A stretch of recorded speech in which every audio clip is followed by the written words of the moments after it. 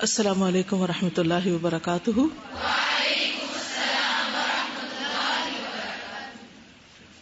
نحمده ونصلي على رسوله الكريم، اما بعد فاعوذ باللہ من الشیطان الرجیم، بسم اللہ الرحمن الرحیم، رب اشرح لي صدری ويسر لي امری واحلل عقدۃ من لسانی یفقهوا قولی۔ یہ بتائیے کہ جب انسان قبرستان جائے یا کسی قبر کے پاس سے گزرے تو اسے کن کن کاموں سے بچنا چاہیے؟ امیجن کیجئے، دیکھیے ترتیب وار چلیں گے تو زیادہ فائدہ ہے۔ مثلا آپ اپنے خاندان والوں کے ساتھ کسی قبرستان کے پاس سے گزر رہے ہیں، اکثر ایسا ہوتا ہے نا، ہم سب گاڑی میں بیٹھے ہوتے ہیں اور پاس سے گزر رہے ہوتے ہیں اور سب کہہ کے لگا رہے ہوتے ہیں یا کوئی گپ شپ کر رہے ہوتے ہیں یا ہنسی مذاق کر رہے ہوتے ہیں یا کوئی کچھ کھا پی رہے ہوتے ہیں، انجوائے کر رہے ہوتے ہیں، اور اتنے میں قبرستان آ جاتا ہے۔ تو سب سے پہلا کام کیا کرنا چاہیے؟ فضول گفتگو سے بچنا چاہیے۔ یعنی انسان کے لیے قبر عبرت کی جگہ ہے۔ قبرستان کے پاس سے گزرنا، اس کے لیے انسان کو محسوس کرنا چاہیے کہ وہ کس مقام پر ہے۔ جیسے آپ اگر مسجد میں جاتے ہیں تو آپ کو سب سے پہلے کیا کرنا چاہیے؟ مسجد میں داخل ہونے کی دعا پڑھنی چاہیے، اور مسجد کا ادب اور ایک احترام ہوتا ہے۔ اسی طرح قبر کو دیکھتے ہی آخرت کی یاد آنی چاہیے اور وہاں پر فضول گفتگو نہیں کرنی چاہیے۔ پھر اس کے بعد چیخو پکار نہیں کرنی چاہیے، اس پہ بیٹھنا نہیں چاہیے یا اس کے ساتھ لپٹنا نہیں چاہیے، اور جانور ذبح نہیں کرنے چاہیے، ان کی طرف رخ کر کے نماز نہیں پڑھنی چاہیے، اسے عیدگاہ یا جشن کی جگہ نہیں بنانا چاہیے، باقاعدہ تیاری کے ساتھ اور ایک ٹرپ لے کے نہیں جانا چاہیے، ان سے دعا نہیں مانگنی چاہیے، قبر کو اونچا نہیں کرنا چاہیے، ان کو مخاطب کر کے ان سے باتیں نہیں کرنی چاہیے کیونکہ وہ اپنی ہی دنیا میں ہے۔ قبر پہ کتبہ نہیں لگانا چاہیے۔ جی، زیارت کے لیے کوئی دن یا وقت مقرر نہیں کرنا چاہیے، قبر کو پکا نہیں بنانا چاہیے۔ دیکھیے جس چیز سے نبی صلی اللہ علیہ وسلم نے روکا ہے اور اس کو پسند نہیں کیا تو ہمیں اسے دیکھ کر کیا کرنا چاہیے؟ پسند نہیں کرنا چاہیے۔ من احب للہ و ابغض للہ، یہ بھی اسی میں آ جاتا ہے نا کہ جو چیز اللہ کو محبوب نہیں، اللہ کے محبوب کو محبوب نہیں، وہ ہمیں بھی محبوب نہیں، ہمیں بھی اچھی نہیں لگتی۔ وہ یہ ایمان کا تقاضا ہے۔ وہاں پر پرندوں وغیرہ کو کھانا دیتے ہیں، کیا سوچ کے، اس کے پیچھے کیا نیت ہوتی ہے، یہ بھی سوچنا چاہیے۔ کیا اہل قبور کو خوش کرنے کے لیے؟ یعنی کیوں، مجھے نہیں معلوم کیوں لے کے جاتے ہیں، لیکن ان سے پوچھنا چاہیے، ان سے پوچھے کیوں لے کے جاتے ہیں، کیونکہ مقصد کے ساتھ ہے نا۔ اگر تو اس لیے آپ سڑک پہ پھینکنے کی وجہ وہاں پھینک رہے ہیں کہ وہاں کوئی اوپر چڑھے گا نہیں، چلے گا نہیں، پرندے تو آپ کے صحن میں بھی آ جائیں گے اگر آپ دانا ڈالنا شروع کریں۔ چراغ نہیں اوپر جلانے چاہیے، اس کے اوپر عمارت نہیں بنانی چاہیے۔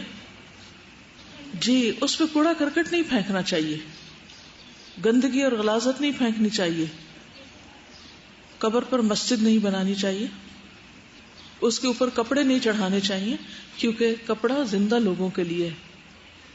قبر کی طرف ہاتھ پھیلا کے دعا نہیں کرنے چاہیے، قبلہ رخ ہو کے دعا کرنی چاہیے۔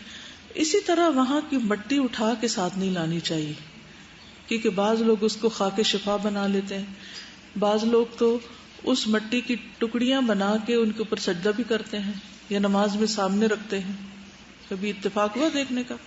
مسجد نبوی وغیرہ میں آپ نے دیکھا ہوگا کچھ لوگ جو باہر سے جاتے ہیں وہ ایسا کر رہے ہوتے ہیں۔ کرنے کے کام کیا ہیں؟ سب سے پہلے ان کے لیے مغفرت کی دعا کرنی چاہیے اور اپنی آخرت کی فکر کرنی چاہیے۔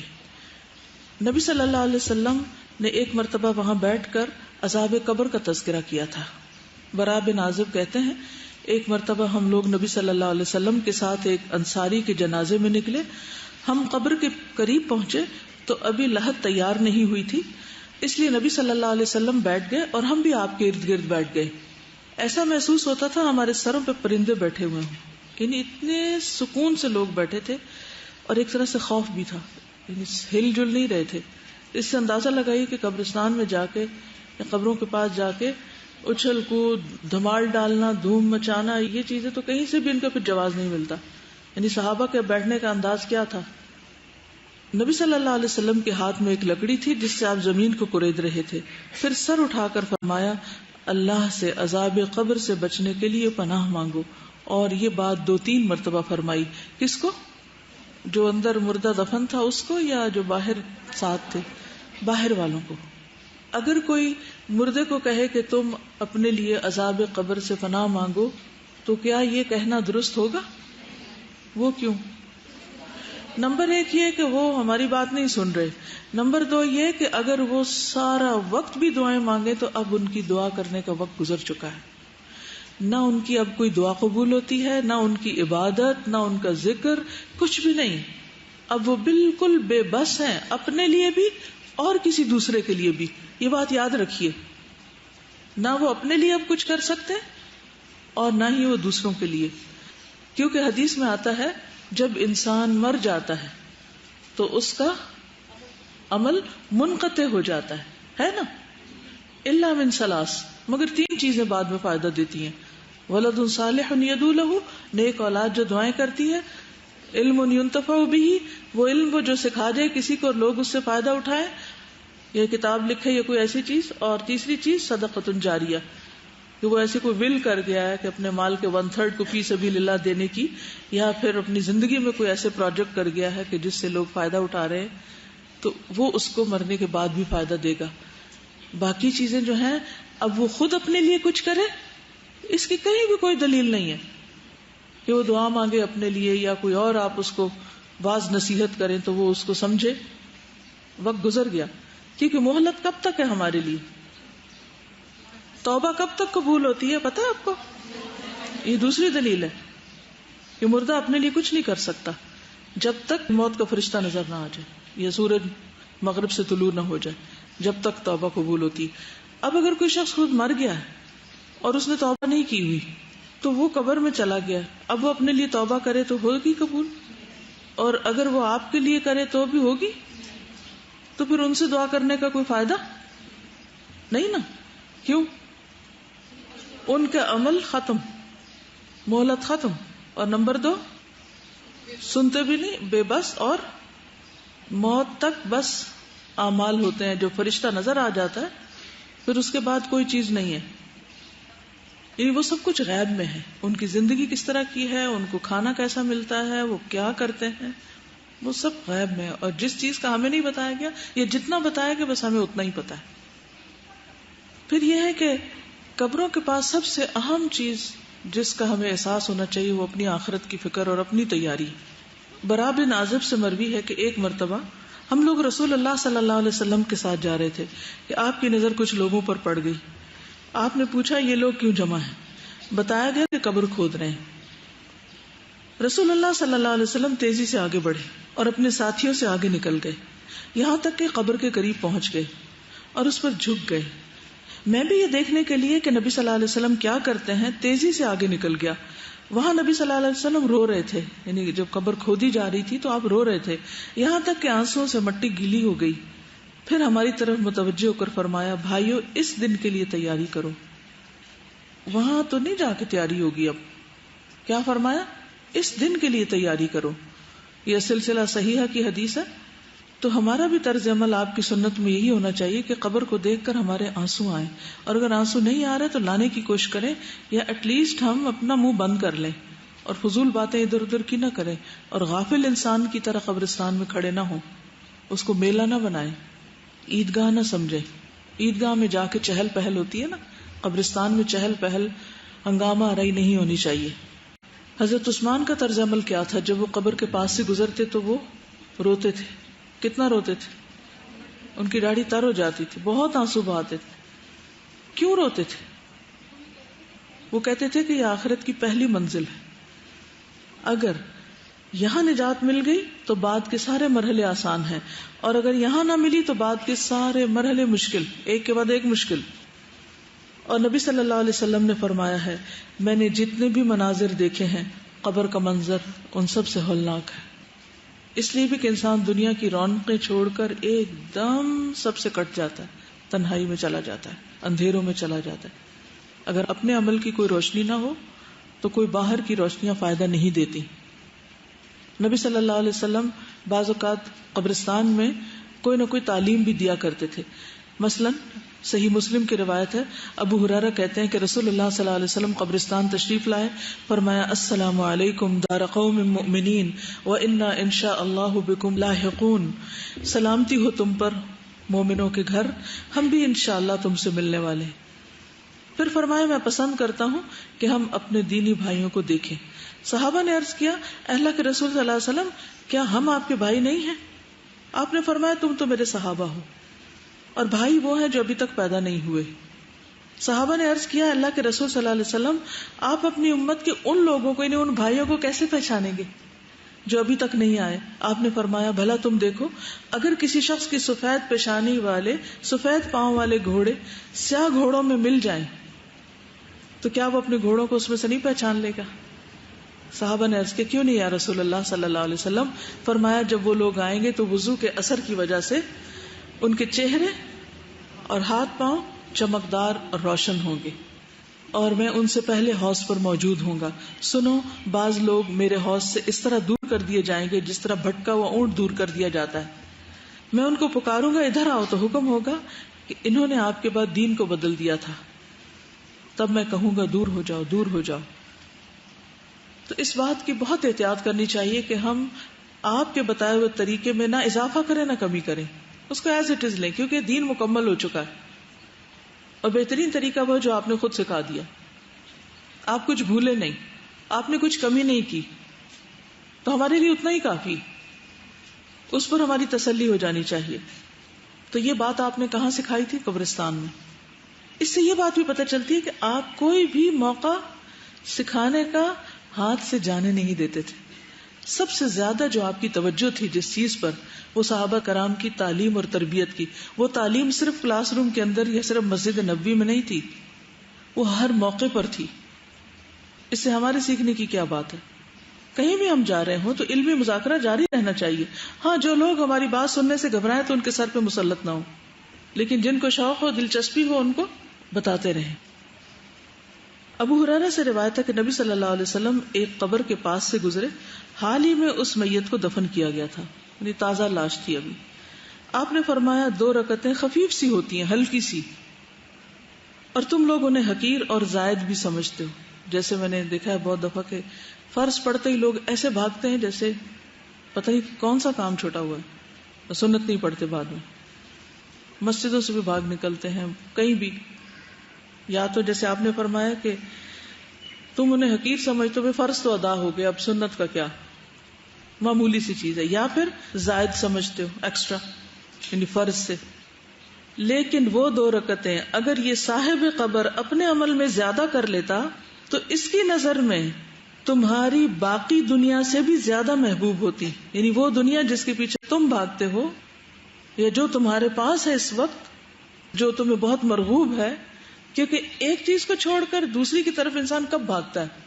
جب ایک چیز معمولی لگتی ہے اور دوسری زیادہ امپورٹنٹ لگتی ہے، تبھی بھاگتا ہے نا انسان اس طرف.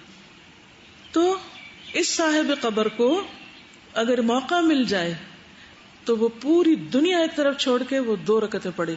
اور ہمیں ابھی موقع ملا ہوا ہے اور ہمارا دل نہیں لگتا نماز میں، اور ہم جلدی سے بس سر سے اتارنے کی کرتے ہیں، انجوائے نہیں کرتے، اس کو ٹھہر ٹھہر کے نہیں پڑھتے، اس میں دل نہیں لگاتے. آخر کس بات کی جلدی؟ آخر کیا کر لینا ہے ہم نے اس وقت میں جو ہم نماز چھوڑ کر بھاگ رہے ہوتے ہیں؟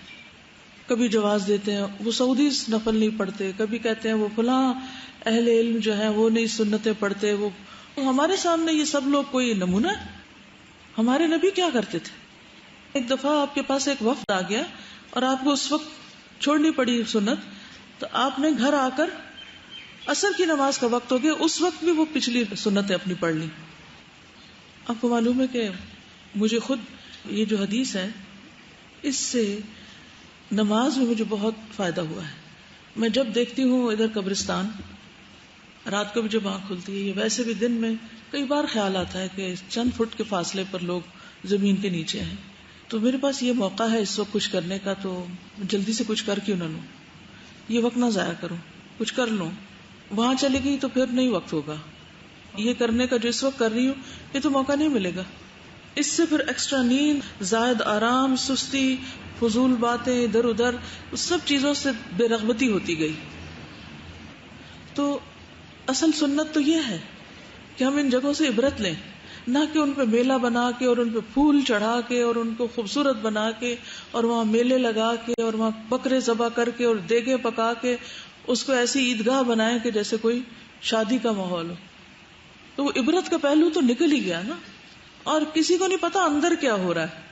جس کو آپ تبرک سمجھ رہے ہیں، کیا کوئی بھی یہ دعویٰ کر سکتا ہے کہ میں نے جتنے نیک عمل کیے وہ سارے قبول ہو چکے ہیں؟ ہم سب کو کس بات سے ڈرنا چاہیے، چاہے ہم کتنے بھی نیک ہوں؟ اگر بغیر وقفے کے بھی ہم ذکر کرتے چلے جا رہے ہیں تو کیا ہمیں یقین ہے کہ وہ سب کچھ بڑے کوالٹی کا اور ریاکاری سے پاک ہے اور صحیح طریقے سے بھی ہے؟ ہمارے تو ذکر کا عالم کیا ہوتا ہے، ہم کیسے ذکر کرتے ہیں؟ سبحان اللہ سبحان اللہ سبحان اللہ سبحان اللہ سبحان اللہ سبحان اللہ سبحان اللہ. نماز کے بعد بھی جو تسبیح کرتے ہیں وہ یہ پڑھ رہے ہوتے ہیں. کیا اللہ تعالیٰ کو پسند آ رہا ہوگا؟ سبحان اللہ سبحان اللہ سبحان اللہ الحمد للہ الحمد للہ الحمد للہ الحمد للہ. لٹرلی اگر لوگوں کے لب بھی ہلتے ہوئے دیکھیں، اپنے آپ کو دیکھیں، کسی کو دیکھنے کی کیا ضرورت ہے؟ کیا کر رہے ہوتے ہیں؟ کھیل بنا. اور پھر اپنے آپ کو بڑا نیک سمجھتا ہوں کہ لو فلاں تو اٹھ کے چلا گیا، اسے تسبیح نہیں پڑی اور میں نے بڑا کمال کر لیا. میں نے کیا کیا؟ اپنے عمل کی خامی تو ہم کو نظر ہی نہیں آتی. تو ضرورت اس بات کی ہے کہ ہم اپنے اعمال کا جائزہ لیں کہ ہم کر کیا رہے ہیں اور کسی دھوکے میں نہ رہیں. یہ سب سے بڑی بات ہے کہ ہم اپنے آپ کو دھوکہ دیتے ہیں کہ ہم نیک ہیں. تو جو نیک ہوتا ہے نا وہ کبھی بھی اپنے آپ کو نیک نہیں سمجھتا، کیونکہ اللہ تعالیٰ نے اس بات سے منع کیا ہوا ہے، لا تزکوا انفسکم، اپنے آپ کو پاکیزہ مت قرار دو، بل اللہ یزکی من یشاء، بلکہ اللہ ہی جس کو چاہتا ہے پاک کرتا ہے. ہمارے پاس کیا گارنٹی کہ اللہ نے ہمیں پاک کر دیا کہ نہیں کر دیا، ہمارے گناہ معاف ہوئے کہ نہیں؟ ہے کسی کو پتا؟ کیونکہ مجھے پتا چل گیا معافی ہو گئی ہے میری، تو اب سے میں تو اولیاء اللہ ہو گیا ہوں. ایسا نہ ہو کہ جب موت سامنے آئے تو پھر آنکھ کھلے کہ اوہ یہ کیا ہوا میرے ساتھ، پھر کوئی وقت ہوگا. تو کسی کی بھی چاہے کوئی کتنا بھی نیک ہو، اس کی قبر پہ جا کے یہ سارے شغل یہ کہاں سے آ گئے؟ صحابہ نے تو یہ طریقے نہیں اختیار کیے تھے نیکی اور تزکیہ کے. انہوں نے تو عبرت حاصل کی تھی، کیونکہ نبی صلی اللہ علیہ وسلم نے وجہ بھی یہی بتائی، کنت نہیتکم عن زیارت القبور فزوروها فانها تزہد الدنیا وتذکر الاخرہ. میں تمہیں روکا کرتا تھا لیکن اب تم جایا کرو قبرستان، کیونکہ وہ دنیا سے بے رغبت کرتی ہیں اور آخرت کی یاد دلاتی ہیں. یہ ہول سول پرپس بتایا گیا قبرستان جانے کا، یا تو مردے کو دفنانے کے لیے یا بعد میں اگر جانا ہے تو اس مقصد کے لیے جاؤ. اور باقی جو شغل ہم نے شروع کر رکھے ہیں یہ تو دین کو تفریح بنانے والی بات ہے، جس طرح قرآن مجید میں بھی آتا نا کہ اپنے دین کو کھیل تماشا بنا لیا. اسی طرح کچھ سوال بھی کسی نے لکھے ہوئے تھے. یہاں لکھا ہوا کچھ لوگ قبر کے پاس صبح یا شام جا کر گھنٹہ 2 گھنٹے بیٹھتے ہیں والدین یا اولاد کی قبر پر، وہاں جا کر قرآن پڑھتے ہیں، نفل پڑھتے ہیں. اس کی کیا دلیل ہے کہ وہاں جا کے بیٹھ کے پڑھو؟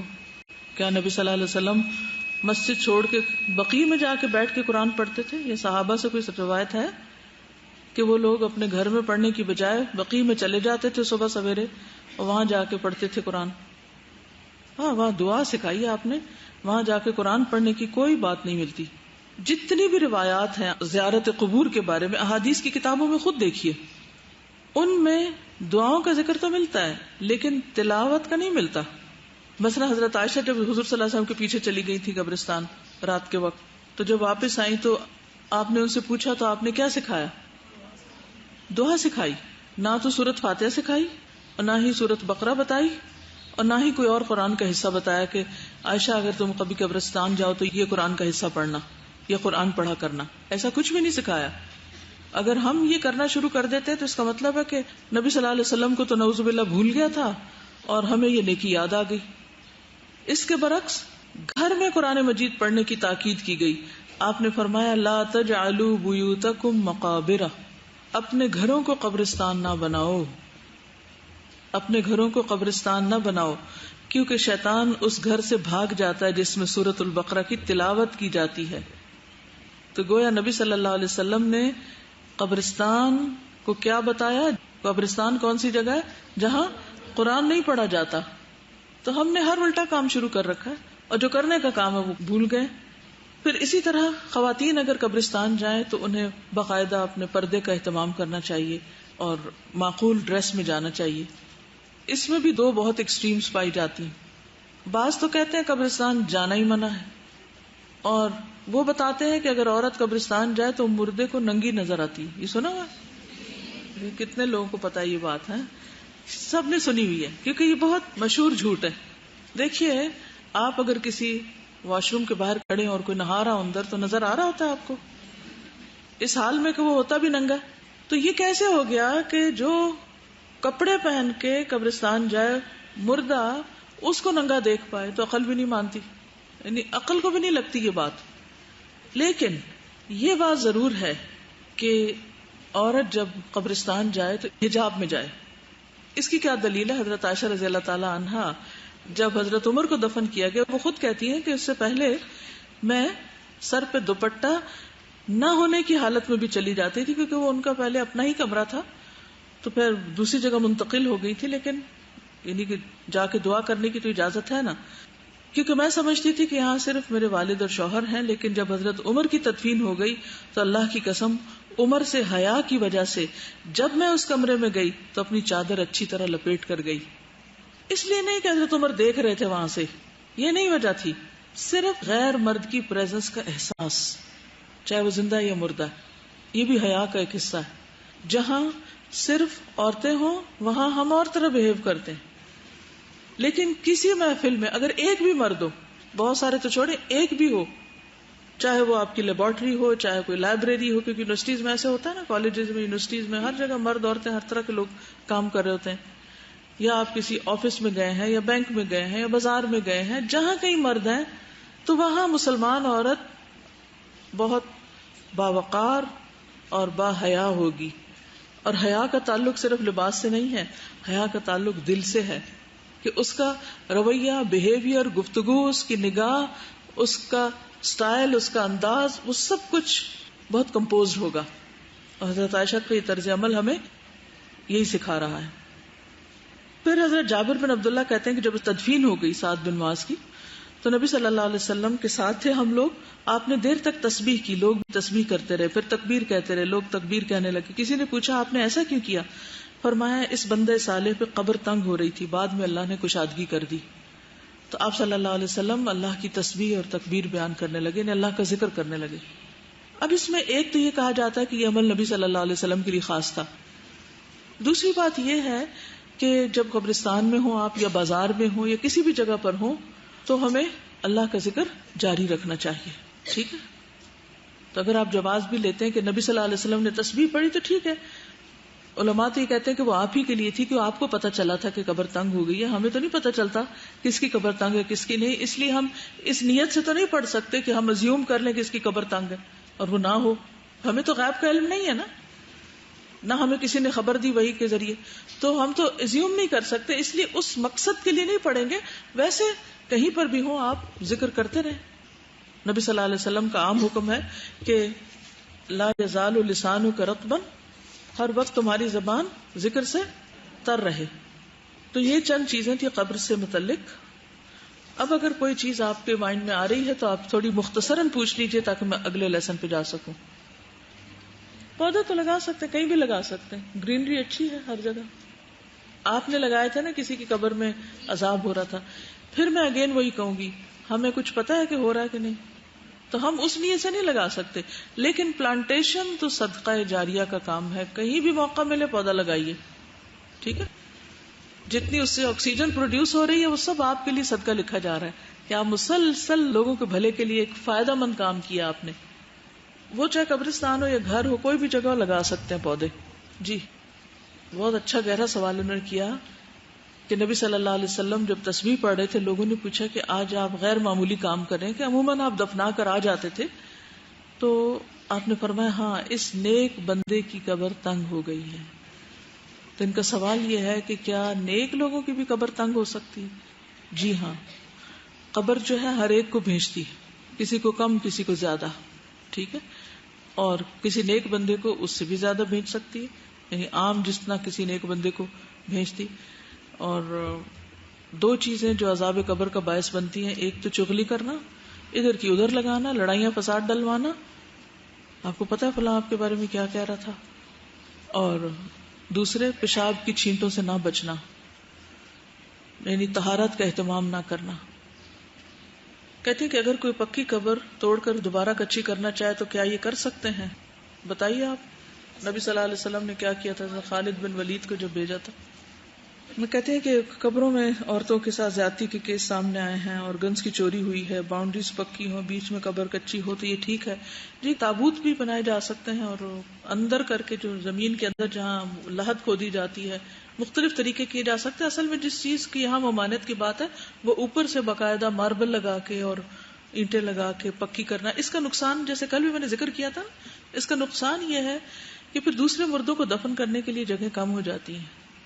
اب وہ پکی قبر تو کبھی ڈیزالو ہوگی تو ہوگی، لیکن اگر کچی ہوگی تو کچھ عرصے کے بعد آٹومیٹیکلی وہ دوبارہ ری یوز ہو سکتی ہے جگہ.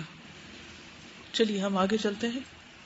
کسی نے لکھا کہ ہم کسی کو زیارت پہ جانے سے منع کرتے ہیں تو کہتے ہیں ہم سجدہ نہیں کرتے، ان کو وسیلہ بنا کر دعا کرتے ہیں. تو چلیے آج ہم ذرا وسیلے کے بارے میں بھی پڑھ لیتے ہیں کہ وہ کیا ہوتا ہے جس کا ذریعہ لے کر وہ یہ سب کام کر رہے ہوتے ہیں. کتاب پہلے نکال لیجئے. ذکر سے شروع کر لیتے ہیں. 77 ذکر صرف اللہ کی یاد کا نام ہے، یہی عبادت ہے اور باعث ثواب بھی. کسی اور کی یاد عبادت یا باعث ثواب سمجھ کے کرنا ذکر نہیں کہلاتا. یعنی آپ کسی کے لیے اداس ہو رہے ہیں، اس کو یاد کر رہے ہیں تو اس کا کوئی ثواب نہیں ہے، اس لیے بہتر اللہ ہی کو یاد کریں. بندہ مومن ہر حال میں اللہ کو یاد رکھتا ہے اور کبھی بھی اس سے غافل نہیں ہوتا. قرآن مجید میں ہے الذین یذکرون اللہ قیاما وقعودا وعلی جنوبہم، آل عمران 191. یعنی عقل مند مومن وہ ہیں جو اللہ کو کھڑے بیٹھے اور لیٹے یاد کرتے رہتے ہیں، یعنی ہر عمل اور معاملہ کرتے وقت وہ اللہ کے احکام کو یاد کرتے ہیں. یہی ذکر الہی ہے جس میں اللہ کو یاد کرنا اور اس کے احکام کو یاد کرنا ہوتا ہے. ذکر الہی کے لیے ایک بڑی اہم شرط یہ ہے کہ وَاذْكُرُوهُ كَمَا هَدَاكُمْ، اس کو ایسے یاد کرو جیسے اس نے رہنمائی کی ہے. یعنی اسلام کی تعلیمات کی روح سے جو ذکر جائز ہے وہ کیا جائے، کوئی ذکر اپنی طرف سے نہ بنا لیا جائے. یاد رکھیے رسول اکرم صلی اللہ علیہ وسلم سے بڑھ کر کوئی اللہ کا ذکر کرنے والا نہیں. جس قدر خوبصورت اور مناسب ذکر آپ نے کیا شاید کسی نے کیا ہو. اگر آپ کے طریقے، انداز اور خوبصورتی کے مقابلے میں کسی خاص فرد یا جماعت کے ذکر کے انداز، طریقے اور خوبصورتی کو زیادہ بہتر سمجھا جاتا ہے تو یہ خدا نخواستہ رسول صلی اللہ علیہ وسلم کی بے ادبی اور توہین ہے. یعنی آپ کے طریقے سے بڑھ کر کسی اور کے طریقے کو زیادہ پسند کرنا اور اس پر عمل کرنا اور آپ کا طریقہ چھوڑ دینا، یہ کیا ہے؟ سنت کی ناقدری. ایک اعلیٰ چیز پر ایک ادنا چیز کو ترجیح دینا یا ایک غیر مشروع چیز کو.